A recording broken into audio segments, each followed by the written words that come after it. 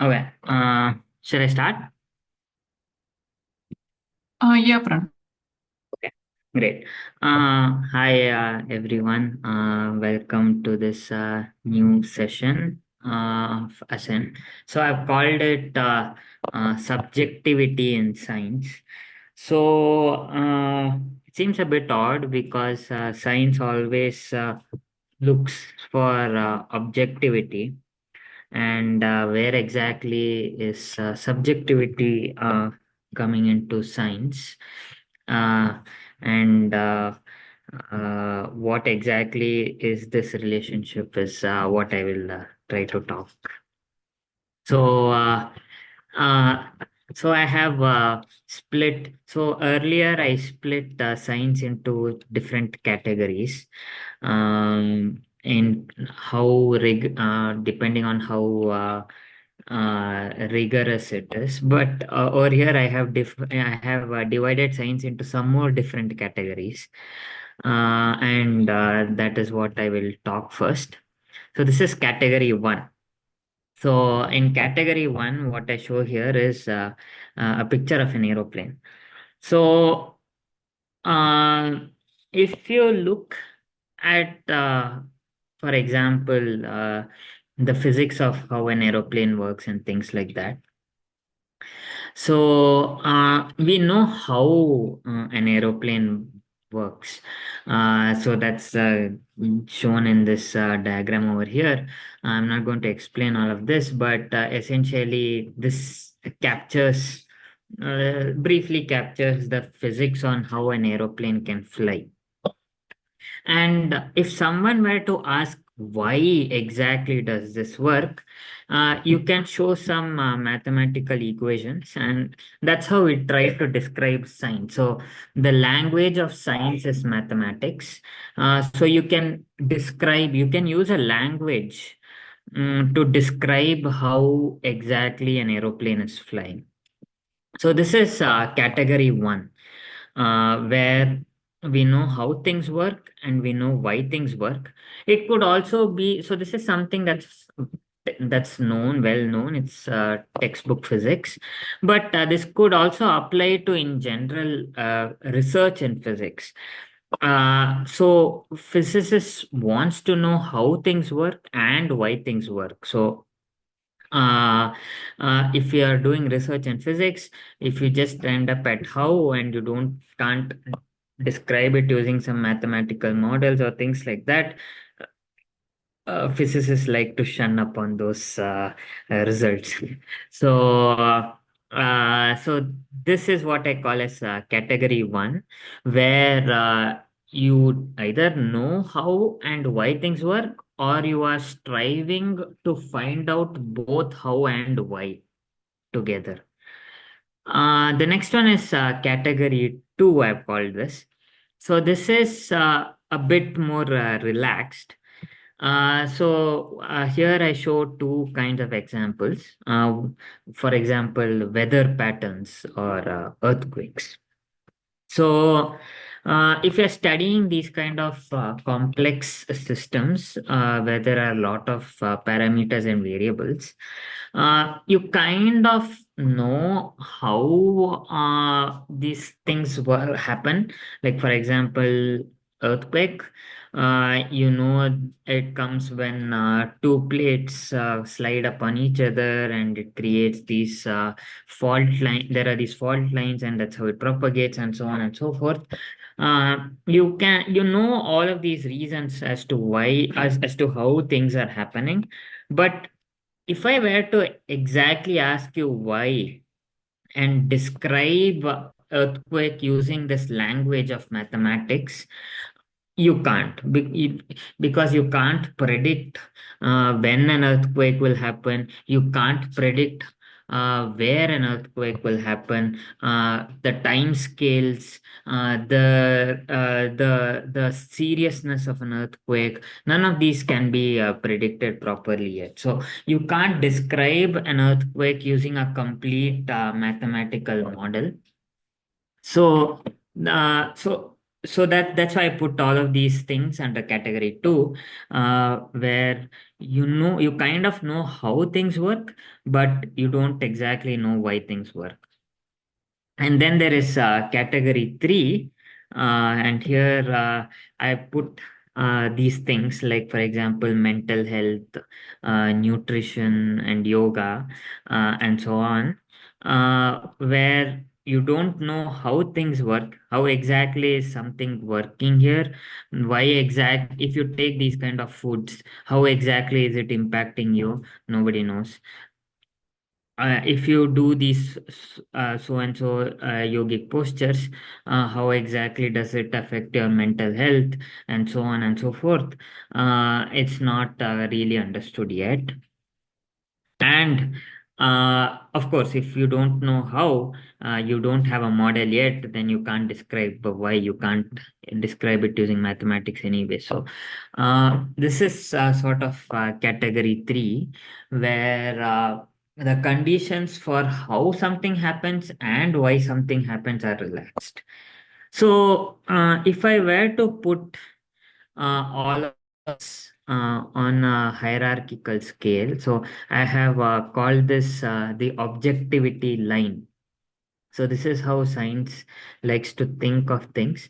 So there is a line where it's an infinite line, you can think of it, where it starts, one end starts with the true subject, and then it goes all the way to the true object, which is what science is trying to understand. So science is always trying to pursue the true object, but in turn what happens, like I said, is it starts relaxing some conditions. In some cases it wants the science to be very rigorous, so it wants to understand, science wants to understand how exactly something happens and why. In some cases, science relaxes things and says, okay, I am fine with understanding how. I don't have to describe it using a mathematical model because it's very complex. And then in some more cases, science is even more relaxed because the complexity has increased even more. And so you don't know how exactly it is happening or why exactly it is happening. All you can say is it is happening. So, uh, so so you can place all of these different phenomena along this line that starts from this true subject to a true object. And somewhere along the line, if for example over here what I've done is I have sorted the subjects that we usually study in like physics, chemistry, sociology, psychology, biology, and so on. So physicists tend to be more rigorous. They want to know how and why things happen. So most of the category one cases are covered in physics and a little bit of chemistry. Then category two, where you study more complex things like, for example, chemical reactions or what happens inside the body, like what is happening within the cell. Things are more complex. So what you have is more empirical results and more empirical understanding. You can't formulate a mathematical language there yet because because our mathematics hasn't evolved to our present level of understanding of mathematics hasn't evolved to accommodate all of these complex models. So parts of chemistry, biology fall under this category too. And of course, you have this whole new section, what I call these as emerging science, essentially, because uh, if you were to look at food science like nutrition or yoga, for example, these weren't even considered science a couple of decades back. It's only now that people are giving mental health and all of these so much importance. And that's why I call this category three. So as you can see, like science in general is nowhere close to the true object and nowhere close to the true subject. It's always somewhere in between and always split in between these categories. So there's always some amount of subjectivity. So if I understand, if I you can try to make it more and more objective by saying I want to be more rigorous, I want to define how, and I want to understand why, and you end up with the physicists there. Or you can relax things and you can say I'm studying a very complex system, but I do see some correlations. So I'm just happy understanding those correlations, and then I have this field of sociology, psychology, and so on.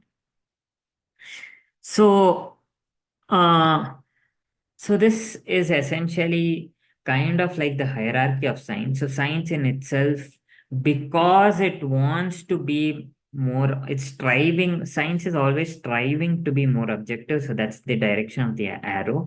But in turn, it ends up with all of these different mixtures. Um, so this entire category is still called science. So what is holding all of these different categories together? And if you look at it deeply enough, what I feel, for something to be classified as science or something to be classified as non-science is essentially one fundamental tenet or principle of science, which is repeatability. So, what is emerging as new science, or what is going away as non-science, is essential. Seems to be essentially how repeatable things are, uh, and essentially this one tenet of how, even though the science that you are doing can be as empirical as you want, but as long as things are repeatable and you can draw some correlations between a cause and an effect, it can come under the category of science. So the main fundamental string that is holding all of these category together and somebody classifying it as science is essentially the nature of its repeatability. So this is what science holds on to, repeatability. So if you look at things in general, there seems to be, if you were to look at it through the lens of science, where repeatability is considered as the sole parameter in ascertaining constancy. Uh, these two things, which is true object and true subject, seem to be widely in conflict, because the method of verifying constancy in science is through this repeatability, and science is always trying to find how repeatable something is. So if something is very repeatable, that thing is truly is constant. So some of the most constant things of science is something called as these fundamental constants. For example, speed of light, or some this called as Planck constant, gravitational constant. So these are called fundamental constants of physics, and these never appear to change. So these fundamental constants, you can say, are extremely repeatable quantities, and they are the ones that point to the true object the most if you are looking at things through the lens of science. So that is what science truly wishes. So to be truly objective is essentially to have true constancy, and to have true constancy is through being is through being a subject, is through being a topic that is the most repeatable, essentially. So that's the way science looks at things. Essentially, science is striving to be truly objective, in the sense it does want constancy, but it's looking for constancy essentially through this repeatability. So that's why this line that I drew over here, it doesn't it starts becoming it starts becoming a problem for science, because if you look at this, if you look at the second arrow that I'm putting over here, this is essentially showing the direction of increasing complexity. So, like I explained in category one, things are simpler. In category two, things become more complex.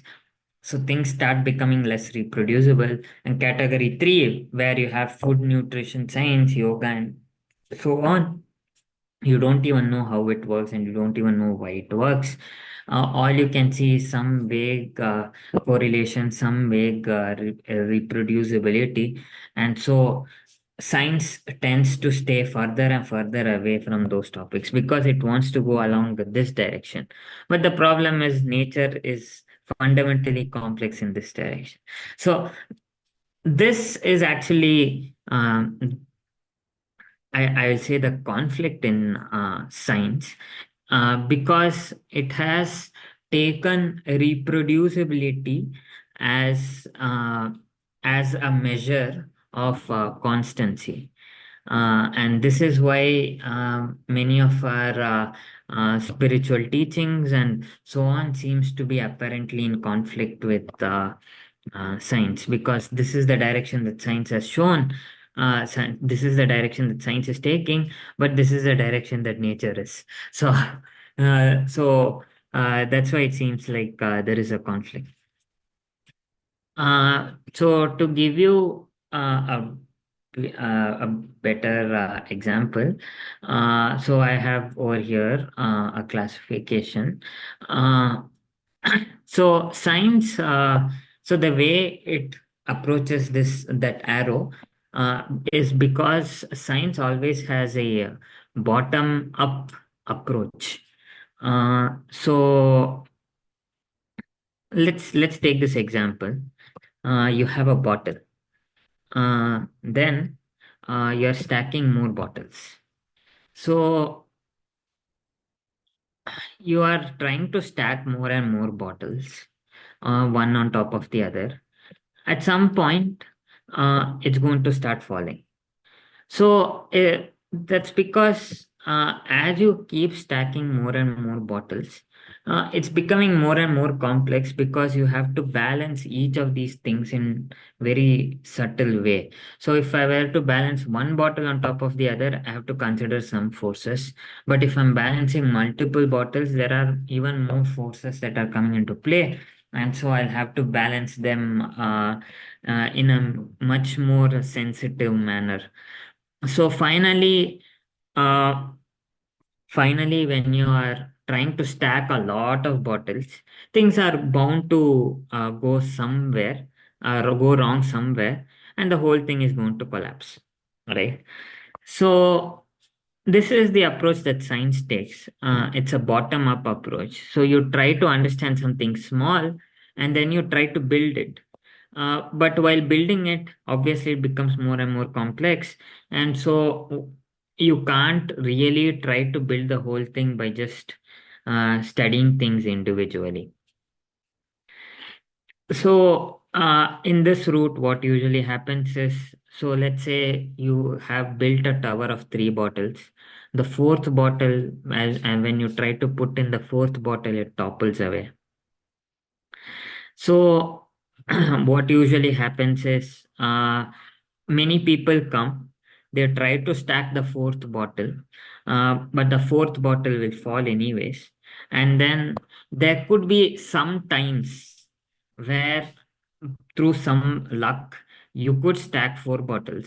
But since it's a very, very small thing, you don't consider it as a positive case anymore. And you say, uh, well, I can, as a community, we can only stack three things together. The fourth thing may or may not appear, and so it's not really science. So science actually goes with this philosophy of showing is believing.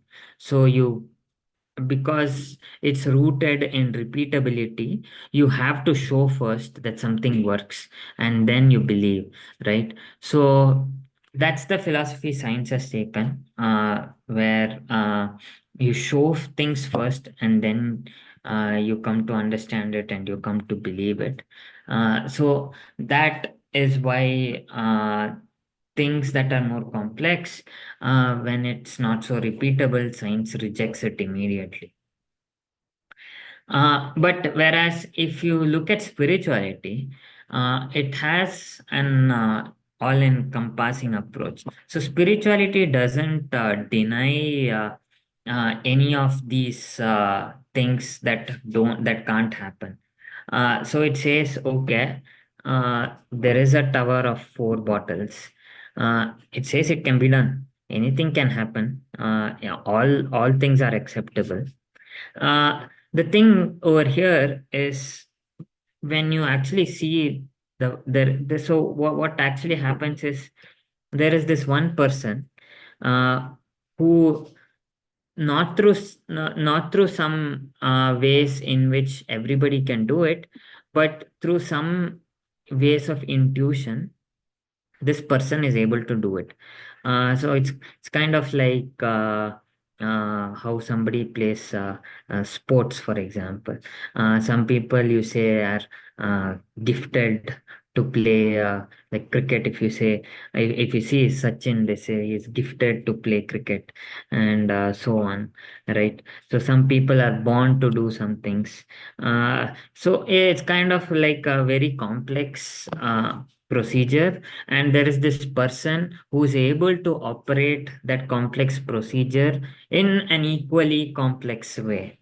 So there is this person who's able to stack four bottles, and this person does it in a very intuitive way. And so if it was science, you would immediately reject it because one person is able to stack but 20 of them are not able to stack. And you would say it's just an anomaly, and you say it doesn't work for everyone, and you say that's not proper science, because science, like I said, roots on repeatability, and it has the showing is believing technique. But over here what happens is the opposite. So there's a student who believes that or who has faith in this person who has stacked four bottles, and he believes that this can be done, this will work, and so on. And things change in because this person is again an equally complex system. Things change in an equally complex way, and for many of them it might not work, but for some of them it works. And this is essentially the approach that spirituality has. Believing is showing is what I have used here. So this is why I think why I think there is this main uh, conflict, or apparent, I would like to say apparent conflict between spirituality and science.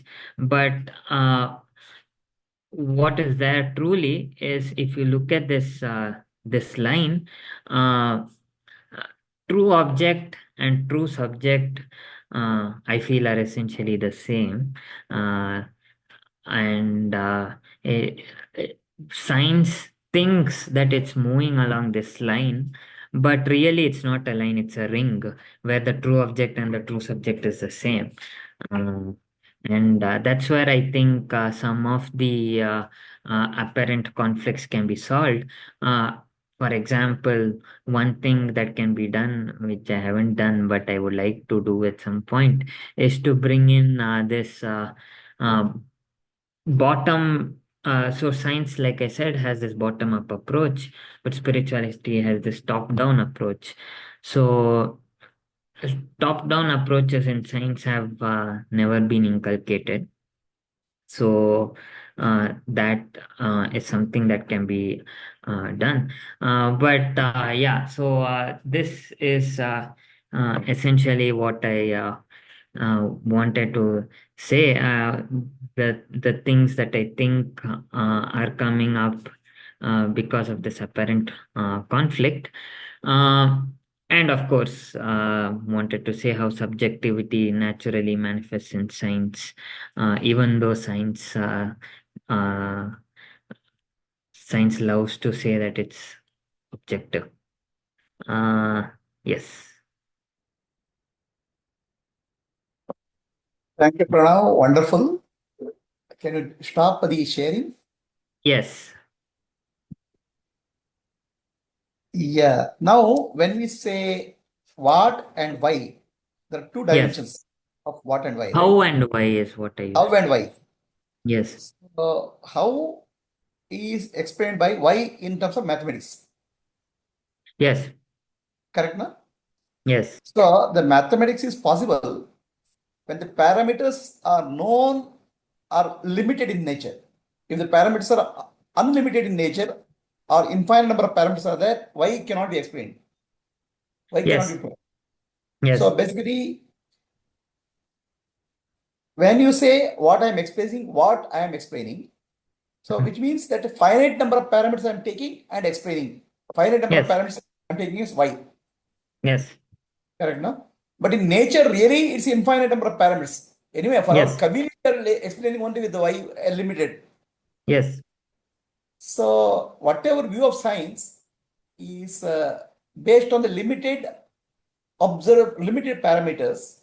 Yes. In that sense, it is limited in itself. It Mm. cannot explain the reality, Yes. no matter what you do. Yes. Because infinite number of parameters you cannot model. Yes. And we have one simple model for that. It's called God. Yes. God only knows. Yeah. So that's why I put that arrow. So it seems That's like why. science, yeah, it seems like science always wants to objectify things. So if it wants to truly objectify something, it should know something in all its infinite scales. Uh, so that's why I said like that's why I put that full category. It seems as though physicists are want to be more rigorous. They want to know what, they want to know why, they want to know which parameters are really causing this, and how exactly, why exactly, and try to give a full description using mathematics. uh, and that's the direction that science wants. Science. So that's the direction that science is going right now, because the way science finds success, like I said, is rooted in that repeatability. So, no, so if you can go as objective as you can repeat things. Like for example, physics can be repeated 99.99999%. If I were to look at chemistry, it will go to some 99.9%. Biology will go to 99%. And then all of these other things that we have, it keeps reducing. So science thinks that success comes as you go more and more towards the physics side, becoming more and more objective, and trying to put more nines, 99.999, 99.9999. So it just wants to keep putting more nines. You would say that is Sorry, it science is I can't hear you. from science. Are you able to hear me? Yes, So the era of science, does it yes, include classical and quantum physics or only include everything. So there is no classical quantum distinction, and that's how science has evolved. So, uh, in quantum bringing in a more of a probability and all, which is also no, a no. meaning that I Y- don't know, right? Yeah, but okay, this I wanted to put this as my next topic. Okay. So, so that's the funny thing about physics. So if you look, I'll just give you a brief. I'll give you a trailer. I'll give you a preview. Okay. So if you look at concepts in science, it doesn't matter if you're looking at quantum classical, even within classical mechanics itself. Like for example, if you were to look at thermodynamics, uh, everything the most fundamental understandings that we have seems to be that you can't understand nature. So, so if you look at quantum mechanics, inherently, fundamentally, there is a problem in trying to measure the distance, the place where a particle is and the speed at which the particle is moving. You can't find these two together no matter how much you try. It's a fundamental thing of the universe. Then, if you were to look at thermodynamics, there's something called as entropy, where no matter what you do, how much you try, if you were to put all your brain into trying to understand something, there'll be something where there'll be even more of something which can't be understood of the nature. So that is essentially the definition of entropy. So the universal entropy is always increasing. So it seems to be that nature is trying to run away from humans. It's saying you don't try to understand me, and science understands this, that things can't be understood, and yet it tries to find ways of understanding things. So you can look at it as persistency of science, or ridiculousness of science.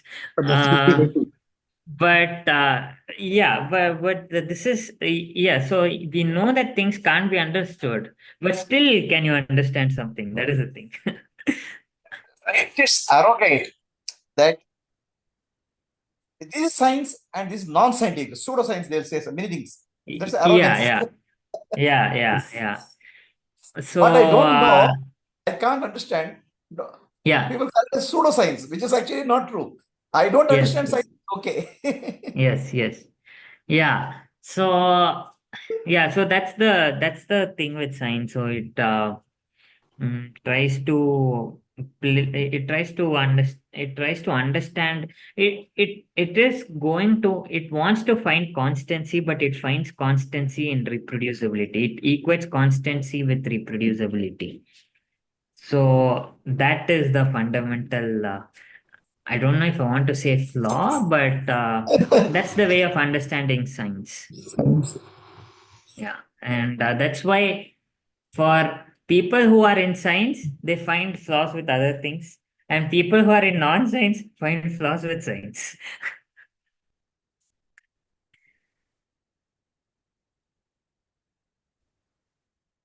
Hello? Yeah. So Pranav, this is Ravan. Yes, yes, yes. Yeah. So you said that the arrow of complexity goes Yes, from the left to right, while yes. the stability or knowability goes from the other way, right? You know the left most, and it becomes unknowable as you move, or unstable as you move towards right, towards the science. But Yes, the complexity grows.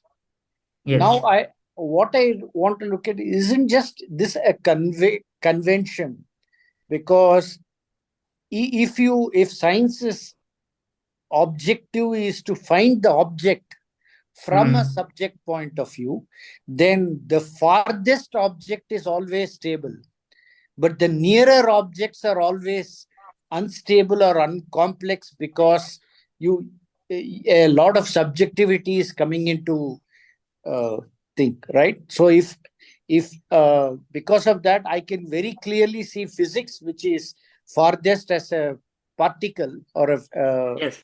whereas chemistry, which is little bit more closer to me, and energy, me is the subject, is not so easy. And as you go to more mental faculties, which is more closer to I, the subject, then it is Mm. becoming more hazy for me, because a lot Okay. of my subjectivity is coming into picture. Correct? I don't know about my subjectivity. My means the subjectivity, its own self is coming into the picture. See, who is in the science, who's looking a something is stable from a point of view of subject, not from the object, right? You understood something of physics more certain, with certainty, because you are seeing as a person. Whereas if Okay. the convention is other way around, object is trying to see the subject. You can imagine Mm-hmm. this. Suppose the seer is seeing the world. Suppose the world sees the seer, how will it be? For it, the sphere is very common, is very stable. Whereas the Okay. world is always changing, Okay. isn't it? Oh, so I think okay. The only One thing that thing. we are saying is we don't know the consciousness of the other side. The subject is the one who's conscious. So IS, the science is from the point of view of a scientist, not from anyone else, not from the objective world. Correct? Okay. From the So point okay. of view So of a subject called scientist, he thinks he's stable, and the world is very wide and he is complex to understand, whereas the world is very well understood. okay. Okay. Okay. Okay. I think I got your point. But let me make this one point first.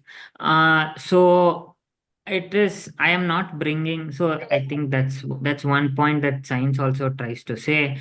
Why it wants science to be different from the other non-science stuff is, so that's why it puts so much focus on something called as repeatability. Because ultimately what it wants to do is it wants to disconnect the subject completely from the object. That's the role of science. That's what science wants to do. It wants to disconnect the subject from the object.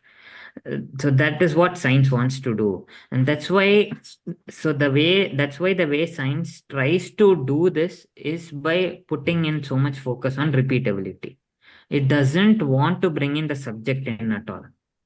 That is the direction in which it wants to go objective.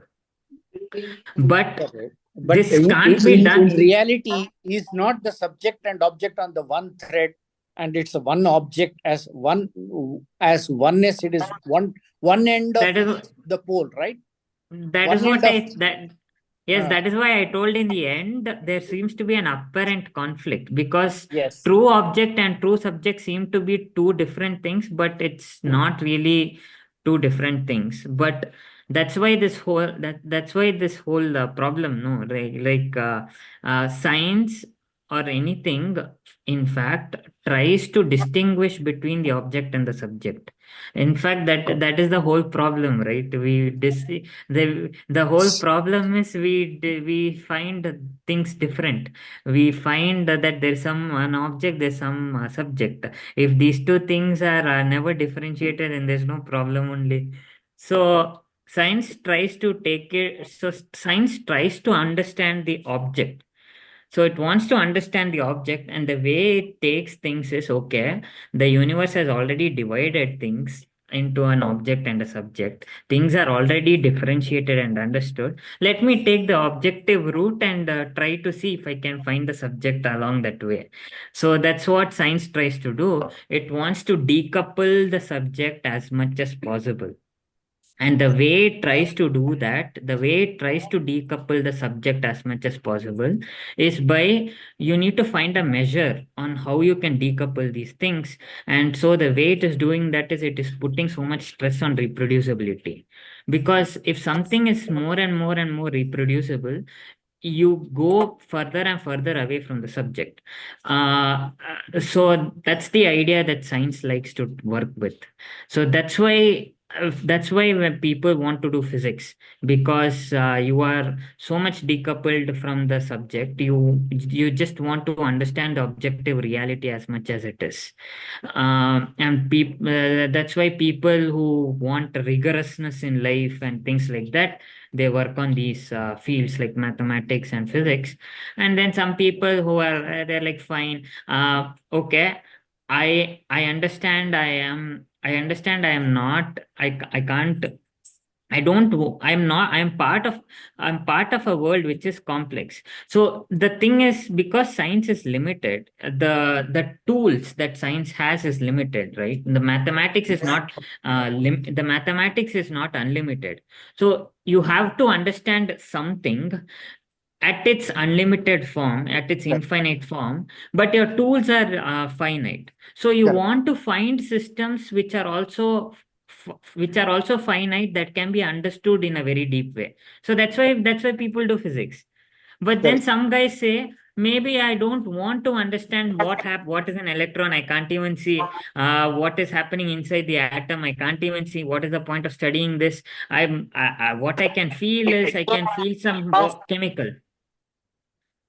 I can Right. feel some chemicals. I can feel things like this. This is what I want to study. So then things become complex, but your tools are limited. So you have to compromise. And so then it becomes a mixture of subject and object. So things are not as objective as science wants it to be. Reproducibility will become a grayer question, and it becomes a very, very gray question when it comes to this mental science and yoga and nutrition. The whole society is so divided. Is rice good? It gives good carbohydrates, so it's good, but it also gives carbohydrates, so it's bad. So, so, like the same thing is good and bad. Like, so there's some community which says I don't want to eat rice. There's some community which says I want to eat rice. And in this over here itself, I went from not eating rice to eating rice to eating different rice to coming back to the same rice. So, so it's so divided. The community is so divided because things are so gray there. Yeah. So, so that's the thing. So science in definition wants to be objective. So it wants to decouple from the subject as much as possible, but it can't be done, and but people don't understand, and so on. That's the full thing. Yeah, that's correct. But it's a great observation. This object of reversing the science, one of the scientists was talking, reverse the Okay. direction of science. I Okay. forgot his name. He's the one who, I don't know. I forgot. Yeah, but he's the one who's saying consciousness we should take as fundamental and turn around. So there's a lot of talk that he was doing about, for example, conscious agent and all what we discussed. He was talking about it, that Okay. everything is just a conscious agents. Mm. So anyway, good. It's a nice talk and a very intriguing one. I would like to see your next talk where you try to see the other end of the spectrum. Okay. Probability. Okay. Very nice book. It's by this guy called J. Sai Deepak.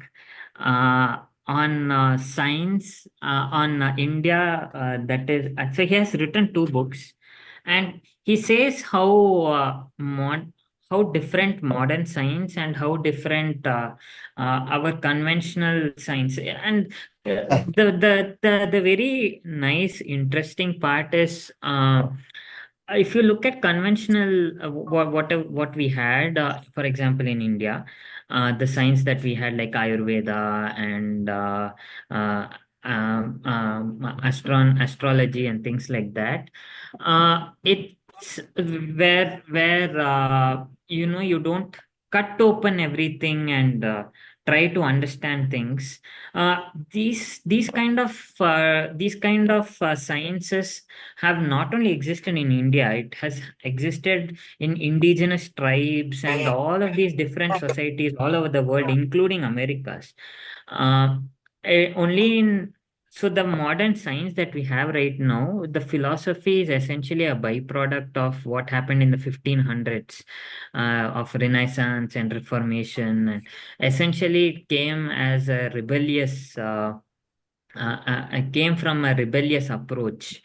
And yeah, he goes on to talk more about this. It is a nice. So essentially, I mean, for me, it appears that essentially science is the wrong track. Okay. It will be clear, it will be helpful, but it is actually going, in the name of truth, is going away from the truth. Huh. Yeah, I feel what I personally Yeah, feel is but Prabhuji, actually, truth itself is a relative word in this domain. For spirituality, truth is what doesn't change.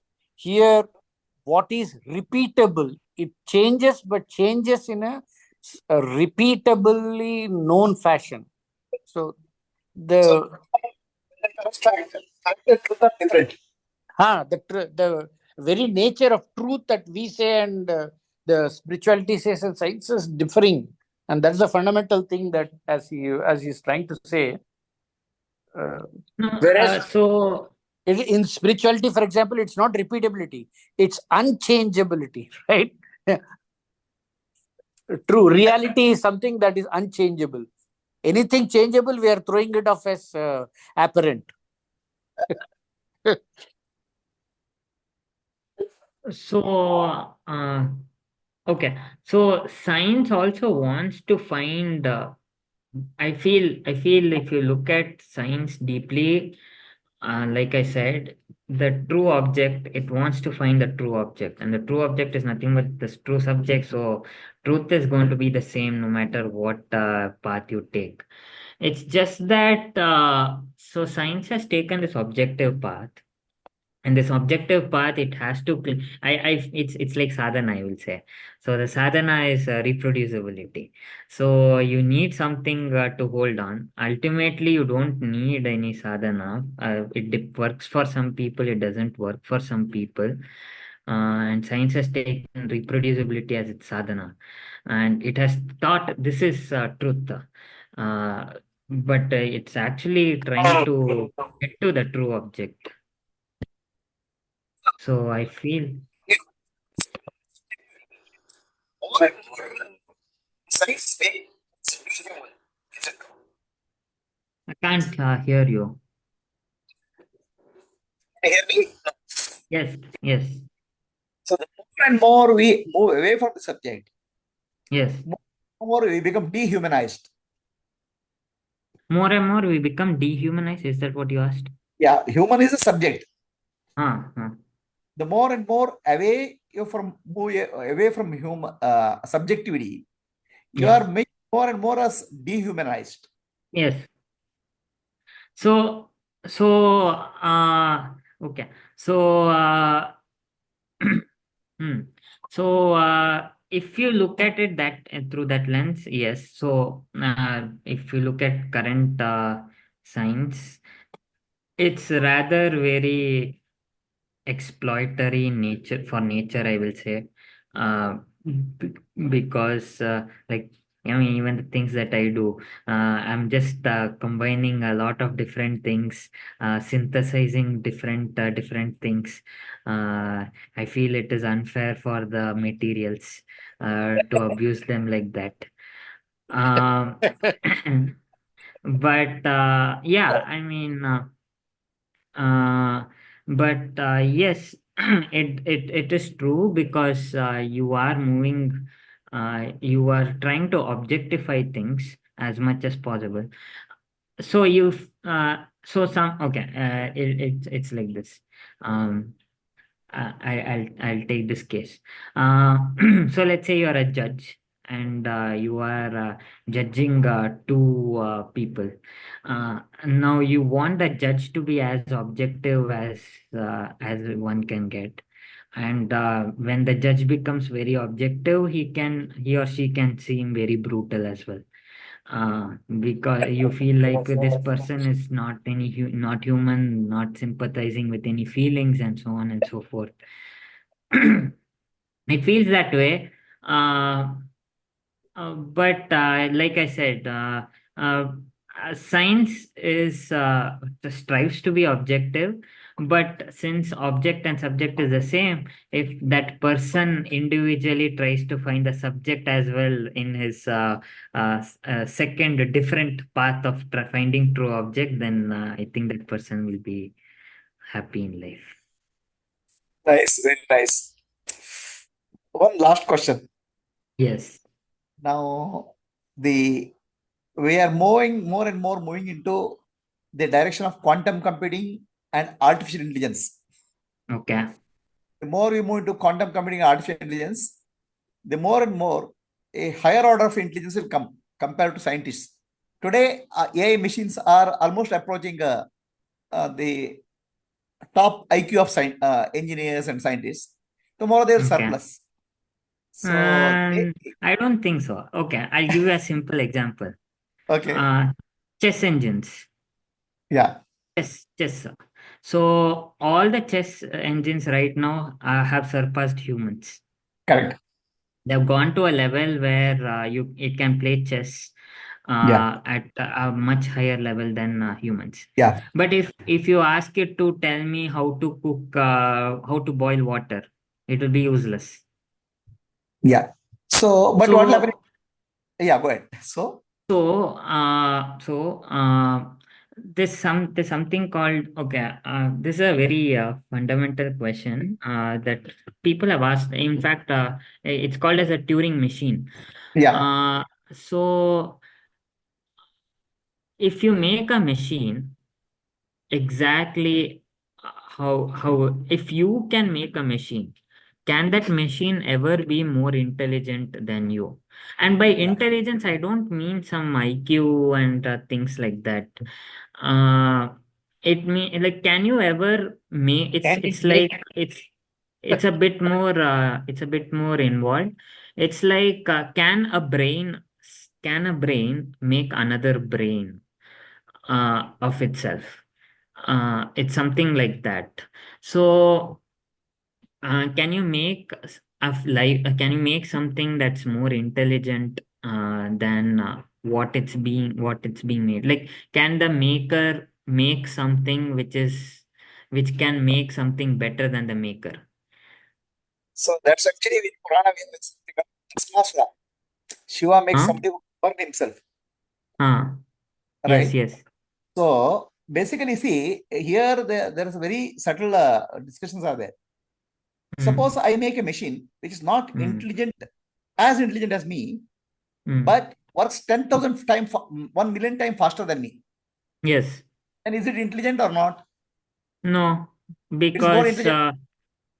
If it I just it's before just I think, making something faster. That's it. yes, but then it even before I can think, the machine can think much faster. No, the machine is not thinking much faster. It's doing some processes faster. That's it. So Finally, calculators, for example, mm, calculators does mathematics much faster than human brains. So some things that can be made faster does not necessarily mean it's more intelligent. So that's the idea.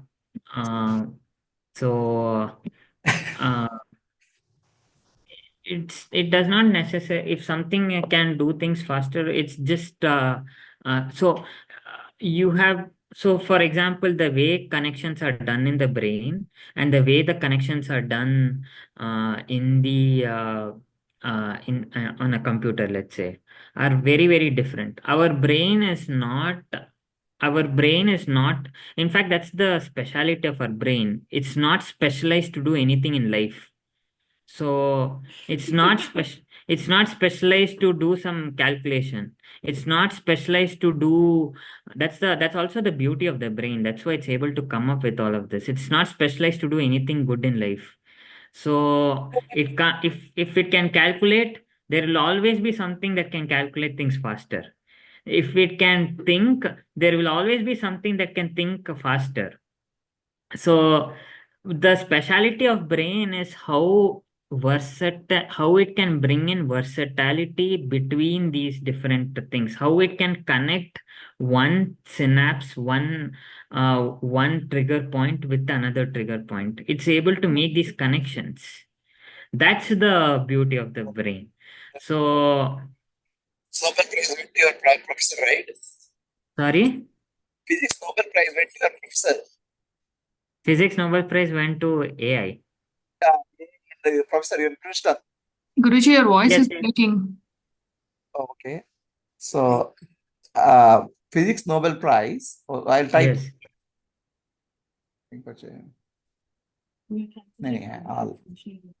I'm typing. What about it? Meeting chat. Yeah, now we can hear you, Prabhuji. You can as well talk. Yeah, Physics Nobel Prize Yes. went to artificial intelligence discovery back in professor's old days, right? Your own professor, Yes. right? Not And mine. artificial intelligence is moving more towards a general artificial intelligence and probably artificial super intelligence also. Okay. So science is creating a direction in which it is surpassing the human intelligence in some way. Okay. right? So is it a backlash against the scientific discovery? Finally, we are creating No, something. I don't think so. In fact, I think we physicists, we wish AI became a bit more better in our field. It's useless Okay. for us now. Because a lot of things can be automated for us and a lot of things can be discovered newly for us. Okay. Uh, so we feel it's very, very bad. It's lagging a lot in our field Lagging a at lot. least. Okay. So, uh, like I said, intelligence is, it's very difficult to define what exactly intelligence is. So that's the whole point, right? So if you look at AI, it's what they call as a neural network. And so essentially this the Nobel Prize and everything, it came because they were trying to mimic what happens in the brain. So this whole artificial intelligence business is essentially trying to mimic what happens in the brain. And what they have done is nothing, it's a very, very small thing compared to the brain. We still don't understand anything about the brain.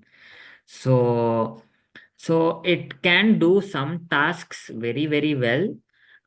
For example, like just like how calculators are, it can do some tasks extremely well. But yeah, I don't think it's intelligent at all. So You seem very.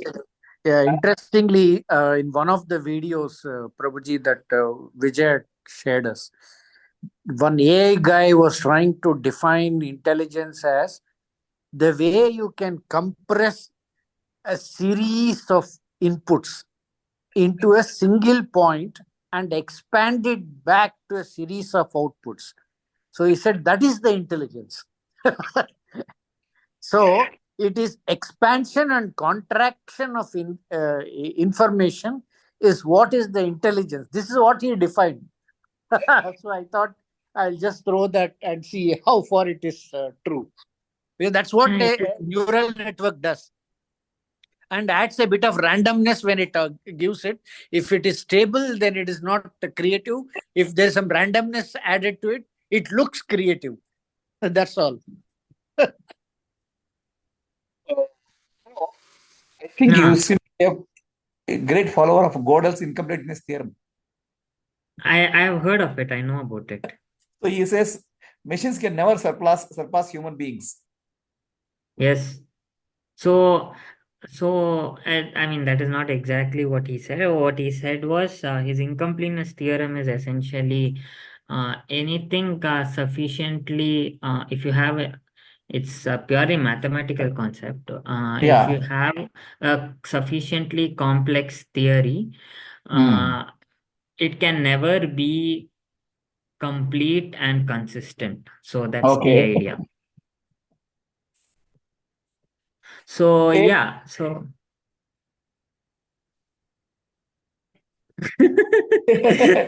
Okay, Pranav. Okay. Thanks, Thank you very Pranav. much. Feeling relieved. Guruji was carrying us to. I'm a firm Yeah, believer in AI. I'm firm believer in AI, which will lead to singularity. I see. Okay. Huh. So it's a actually scientific discovery which have taken in one direction, and Huh. the finally dead end is coming as AI, which is actually a backlash against science. Finally, backlash against humanity. I see. Hmm. It's like more like a Uh, Bhasmasura. okay. I mean, I don't. I don't feel that way. Huh? I feel it's still in a very baby stage. Okay, Pranav. Thank you for wonderful this thing. I will wait for your next talk on probably what do you call that quantum quantum domain. Yeah, Probably. yeah. So I will talk. Yeah. Yes. Okay. Wonderful. See you. Good Okay. night. Thank you very much.